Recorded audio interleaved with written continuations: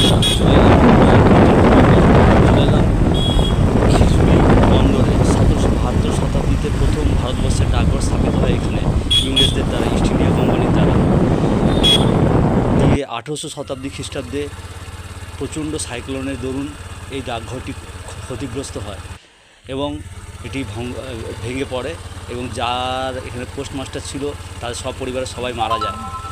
তারপর থেকে 1800 খ্রিস্টাব্দে থেকে এই ডাকঘরটিকে আর কখনো পুনরুদ্ধার করা হয়নি বা পুনঃস্থাপন করা হয়নি। কিন্তু এই ডাকঘরে এক সময় বিদেশ থেকে যত পার্সেল আসতো এবং সারা ভারতবর্ষ থেকে পার্সেল এসে এই বন্দরে সব আনলোড হয়ে ডায়মন্ড হারবার, কলকাতা রাস্তা।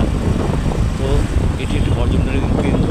আপনারা যদি পারেন তাহলে একবার অবশ্যই খেজুরি বন্দরে আসেন, খুবই ভালো জায়গা, আশা করি ভালো লাগবে। এবং যদি আমার এই ভিডিওটি ভালো লেগে থাকে অবশ্যই লাইক, কমেন্ট এবং সাবস্ক্রাইব করে আমাকে উজ্জীবিত করুন, যাতে আমি আপনাদের কাছে এরকম নতুন নতুন ভিডিও আরও নিয়ে আসতে পারি।